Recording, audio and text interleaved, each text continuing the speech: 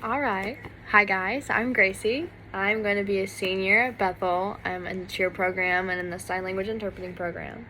And so today I'm going to be doing track B for my philosophy class, which is all about COVID and like your experiences during COVID and how you went about living life during that time, because it was a really strange time. I can remember back, it was March of 2020. I was a senior in high school when this happened, and the day before we were on lockdown, I had my cheer awards for basketball. We were getting all these awards, and my mom was just like, I don't think you should be going to school tomorrow. And I was really confused because I had no idea what was happening in the world, and I didn't know what it was going to be turning into. So the next day, we all had Zoom classes online, and I'm pretty sure I had like my chemistry class and my statistics class and my econ class.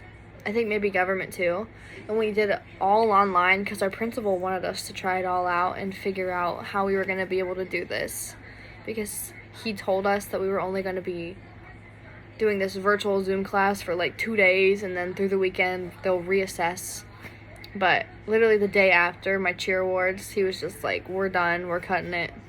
And so after that, I didn't go back to school for the whole year. It was really hard at first transitioning because my parents were so strict when it came to COVID. Like, they would not let me leave the house at all, ever. I was literally trapped inside. They would only go out to go get groceries.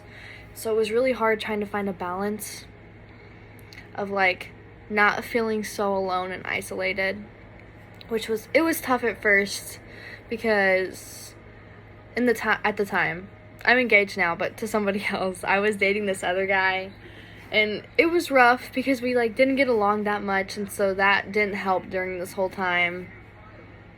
But that's okay.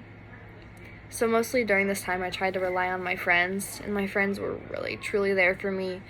We'd pretty much make the effort every night to FaceTime or just get together and just watch a movie on Zoom or something. I know it sounds stupid, but it was fun. Or we go like on the internet and all screen share so we could play games together, like stupid games like, I remember it was like Minecraft and like Cards Against Humanity, just stuff like that.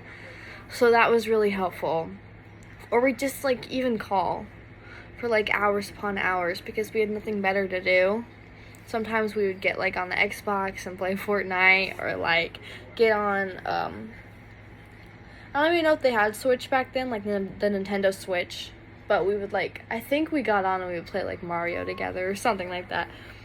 But I had like my 5 main friends. It was me, my friend Katie, my friend Ashita, my friend Olivia, and my friend Grace. So it was just the 5 of us, and we would like talk all the time.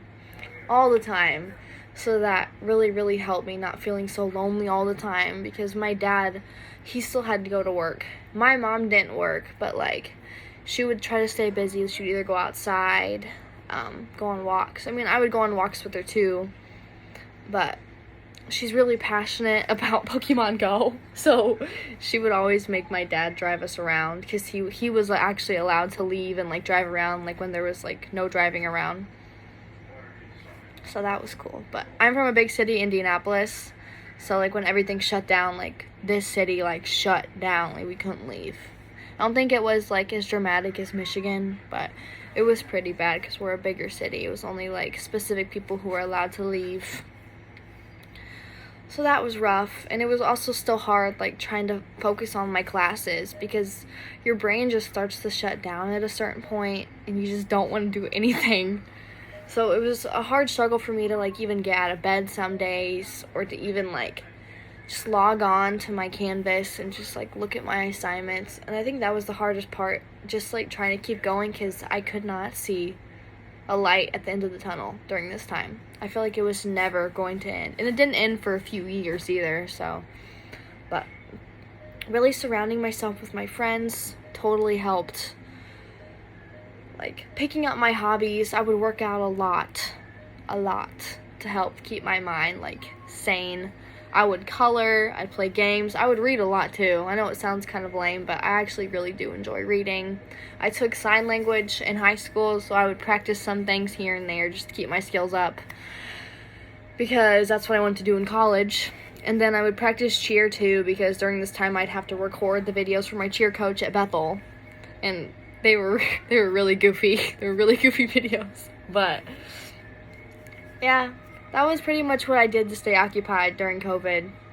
It was a really hard time. I know it was hard for everybody, but that's what I did to just try and stay sane.